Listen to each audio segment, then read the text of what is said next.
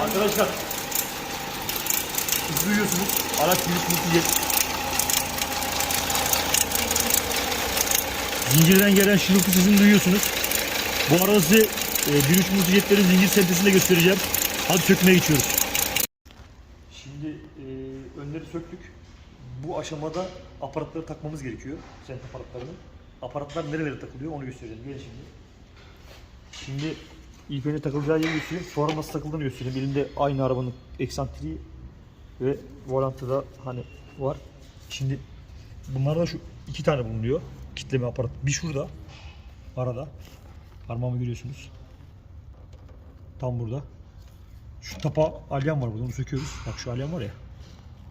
Tam bu alyan burada tıpa şeklinde böyle duruyor. Söküyoruz onu, alıyoruz. 8 alyan. Şurada gördüğünüz gibi. Şurada. Tam bu arada. Evet bu arada. Şimdi oradan içeriye göremediğimiz için arabayı senteye getiriyoruz. Aynayla bakıyoruz şöyle. Aynayla şöyle baktığımız zaman arkadaşlar şimdi bir dakika. Tam bu araya gel. Araya. Feneri tuttuğum araya gel. Şu araya. Şuradan bak. Şuradan bak. Yanlamayı bak oradan. Heh. Şimdi aynayı görebiliyor musunuz? Heh. Evet. Ayna bak buradan gözüküyor. Yukarı kaldır. Feneri tutsana araya. Aynaya feneri tut.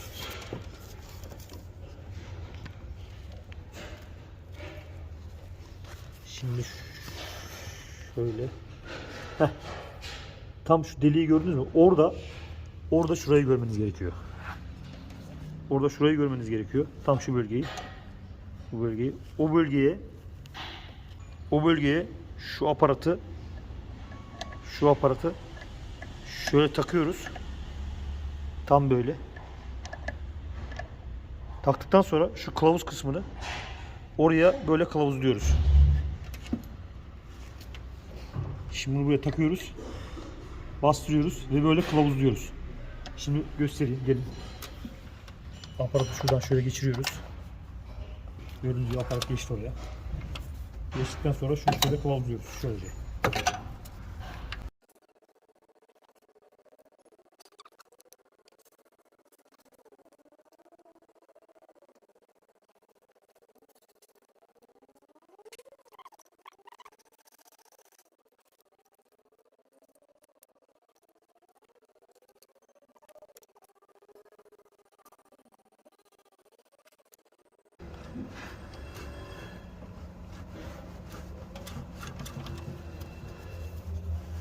Aparatı kılavuzluyoruz oraya. Dibine kadar sıkıyoruz. Daha sonra şunu sağa sola oynatıyoruz. Şöyle. Çünkü şuraya taktığımız zaman şöyle oynatacağız ki bunu buraya oturmuş mu oturmamış mı? Yani böyle şöyle gelebilir bu. İçeri görmüyoruz takınca. Böyle itiyoruz ama hani şuraya mı gelmiş? Buraya mı gelmiş? Şöyle mi olmuş? Oturdu mu? Ondan tam emin olmamız gerekiyor. Oynatacağız, oynamıyor. Daha sonra bunu sıktık, kılavuzladık. Oynattık, kontrolünü yaptık, oynamıyor. Şimdi bu aparattan iki tane oluyor çünkü biri de burada. Burası çok zor olduğu için sökmesi, meşakkatli olduğu için oraya sökmeye gerek yok. İki tane eksantrik var. Biri böyle geliyor burada. Biri de tam şöyle geliyor. Orada. Sentesi. Şimdi hatta takipçinin 1-2-3 gündür de bu videoyu, bu senteyi nasıl yaparım diye sorup duruyor kanalda. Ona da görmüş olur. Ondan sonra burayı taktıktan sonra arkadaşlar şu aşağıyı şöyle bir yoklayacağız. Şurayı şöyle bir ileri geri yoklayacağız. Çünkü zincirin boşluğundan dolayı biraz oynar. Daha sonra şuraya geleceğiz. Bu tarafa. Kranga. Krang kısmında da krangın tam burasında 8 milim bir delik var.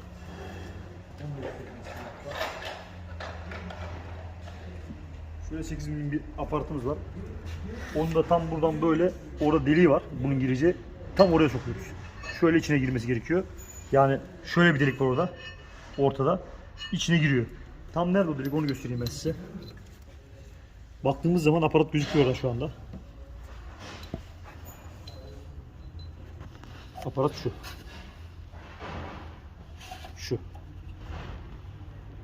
Oraya yaklaştır.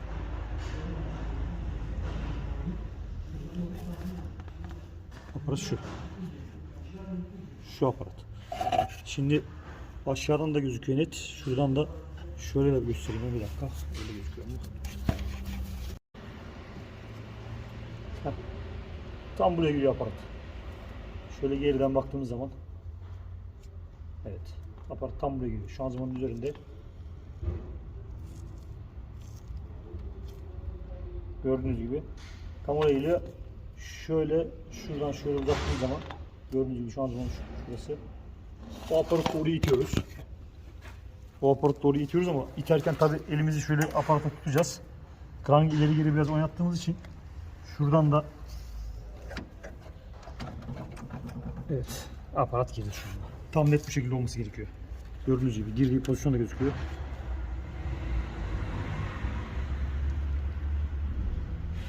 Girdiği pozisyonda gözüküyor gördüğünüz gibi şöyle. Heh. Tam bu şekilde olacak aparat. Oraya göster. Tam bu şekilde olacak aparat. Şimdi aparatı oraya koyduktan sonra arkadaşlar alt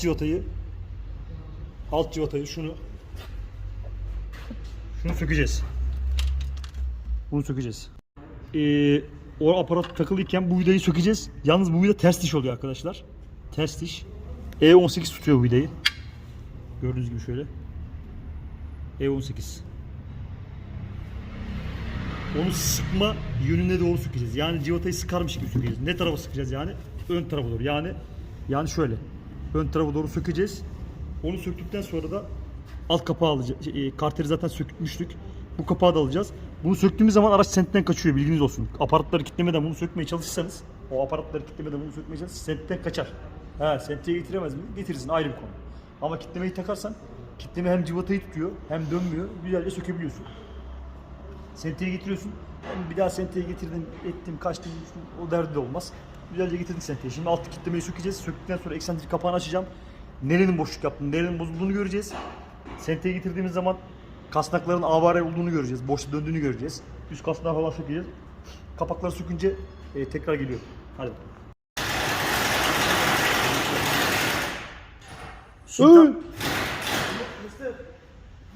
Şimdi tam kaldırdım. Alt civatayı sökecektim arkadaşlar. Dedim ya, ters yöne doğru. Civatayı geçitmez önce karteri bir çıkarayım dedim. Bak, karteri söktüm. Zaten sökülü kartlar da. Bir çıkardım, bir de bakayım ki ne göreyim. Bakın Doberman. Bildiğin Doberman olmuş. Bunların ne olduğunu tabii siz bilmiyorsunuz. Ama şimdi öğreteceğim size ne olduğunu. Bunlar bir dursun burada. Bunların nerenin parçası olduğunu söyleyeceğim. Hemen öyle her şey dakikada olmuyor. Kartelimiz zaten eğilmiş, bükülmüş, kırılmış vesaire.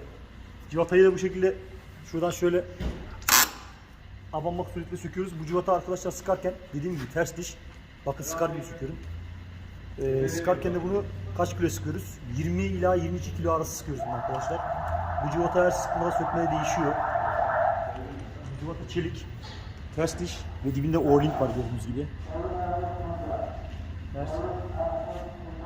Her sıkmada sökmeye değişiyor. Bu diş de aynı zamanda yağ pompasını çeviriyor arkadaşlar. Gördüğünüz gibi yıldız ya. Sıktığınız zaman tam yağ pompasının içine geçiyor. Yağ pompasını çeviriyor. Zincir kapağı aynı zamanda bu araçlarda yağ pompası. Hadi zincir kapağını söküyoruz. Şimdi zincirin kapağını açtım arkadaşlar gördüğünüz gibi. Kırılan parçaları size aşağıda göstermiştim. Şunları. Bunlar şuranın. Gördünüz mü ne olmuş? Bunlar şu altın gergisi. Gergi kırılmış artık sürtüne. Zaten bir de taksi olduğu için gece gündüz çalışıyor. Ekmek parası, adamlar ne yapsınlar? Alt taraf gördüğünüz gibi kamasız. Aynı şekilde üst taraf da kamasız. Bunu sökerken aparatla tutuyoruz şöyle. Kamasız olduğu için şu aparatla tutmamız gerekiyor. Gördüğünüz gibi şöyle 18'lik şu civatayı söküyoruz. Şimdi bunu söken bazı arkadaşlar değiştirmiyor. Eğer aracınız başında izlerseniz böyle sökmeyi, olayını, bunu sökemedikleri için bir şey olmuyor diye düşünerekten değiştirmiyorlar. Ama Bu zincirin alttaki dişlinin, üstteki dişlinin ömrü hepsi beraber arkadaşlar. Şimdi dişlinin, üstteki dişleri aşınmış olup da sen oraya yeni zinciri takarsan bu sefer zincir dişliye göre kendine iz yapmaya çalışacak. Dişli zincire göre alışmaya çalışacak. Randımansız bir şekilde bir aşıntı çıkacak. Oradan çıkan talaşlar gidiyor yağa karışıyor. Yağ gidiyor yatağa karışıyor bilmem ne. Bunların hepsi temizce, güzelce değişmesi gerekiyor. Şimdi bu zinciri de sökeceğim. Kaması olduğunu da göstereceğim size ben şimdi arkadaşlar. Montajını da göstereyim. Ondan sonra zaten toplamaya gideceğiz.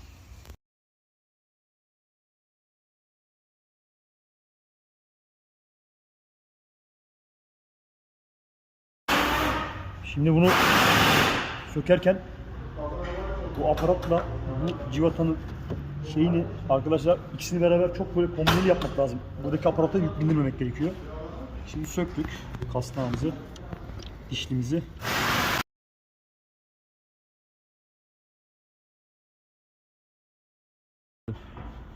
Zinciri böyle açıyoruz. Örneğin şuradan bir 10 bakla sayıyoruz. Bir tanesi şart değil, onu bak.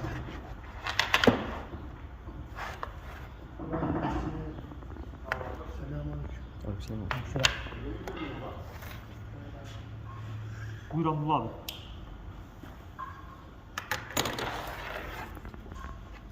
Buyur Abdullah abi.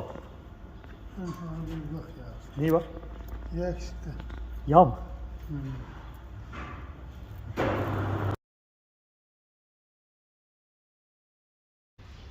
Bu zincir zaten daha evvelden değişmiş. Bir de bu zincirin ölçümü de var arkadaşlar.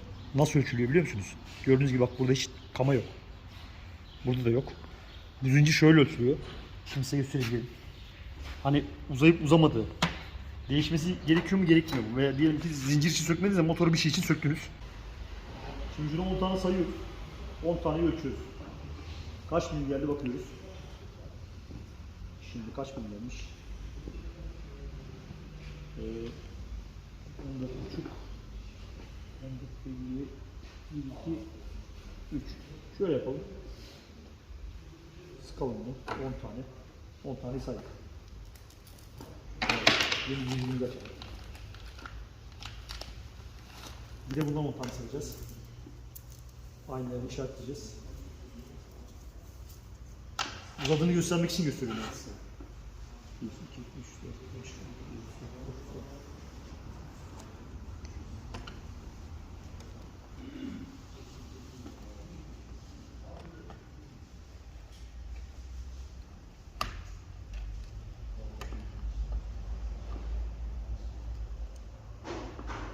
Gördüğünüz gibi bunu sokmak için içine küçülmem gerekiyor. Şimdi bak şöyle ölçüyoruz. Öyle mi girmiyor içine? Ne kadar uzamış ona bakacağız. Gevşetiyoruz. Bu ne kadardı? Onu bir görelim.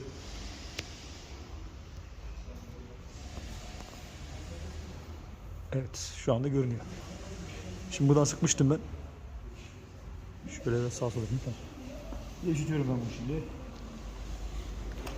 Sayıyorum buradan sıktıktan sonra 10 tane. 1, 2, 3, 4, 5, 6, 7, 8, 9, 10. Sokuyorum 10 taneyi. Kapatıyorum biraz çünkü böyle.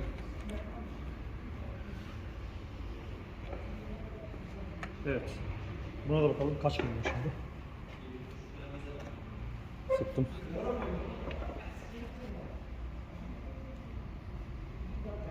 $14,5 geldi bu. Yani 3 milim uzamış. 3 milim. Zincir de uzamış. Zaten paletleri patlatmış gördünüz. Şu paletin şu parçası hiç yoktu orada. O gördüğünüz paletin o parçası. Bak beraber göstereyim tekrar. Gelin. Paletin kırılan parçalarını görün.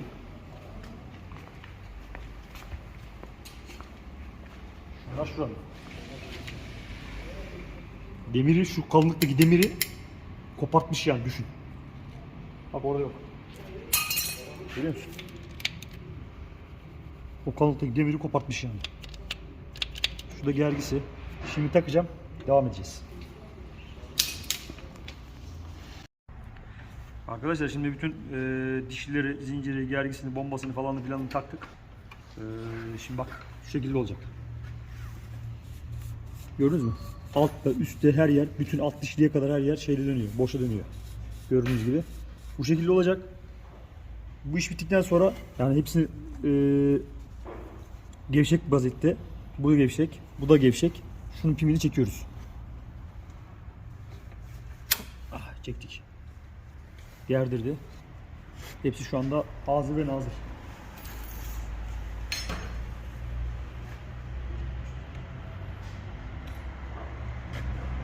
Gördüğünüz gibi şu yağımızı da, zincir yağımızı da şu şekilde ilk etapta yağsız çalışmasın diye yağlıyoruz şöyle hafiften. Bu arada bu yağın içinde ilk defa görüyorum. Alman malı arkadaşlar bu. Çok kaliteli bir yağdır. Tavsiye ederim araçlarınızda kullanmanızı. Böyle antin kuntin yağlarla karıştırmayın. Şimdi bu bütün her yer gevşek vaziyette. Biz şu yaktı. Biz bütün her yeri sıkmadan aparatları çıkarmıyoruz. Önce her yeri sıkıyoruz. Aleykümselam abi. Ondan sonra aparatları çıkaracağız. Yağımızı şöyle sürelim.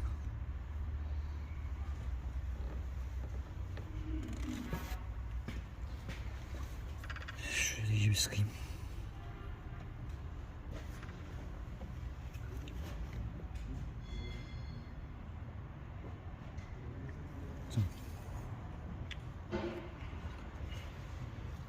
Burada merak ettiklerinizi yorumlar kısmına yazmayı unutmayın. Bu tarz videoların devamı için takipte kalın arkadaşlar. Hoşça kalın. Şimdi en son burayı da sıkıyoruz. Bu civatayı. Bununla 22 kiloya sıktım ben. Tamam mı? Ondan sonra bütün aparatları şu anda çıkarabiliriz. Arabamız bitti. Araba sentezi zincir değişti. Bu arada bu araba sentedeyken pistonların hepsi aynı hizada ortada oluyor. Normal şartlarda diğer arabalarda baştaki sinirler üstte oluyor. Üstte yoktu ama bu arabada hepsi ortada oluyor. Bilginiz olsun.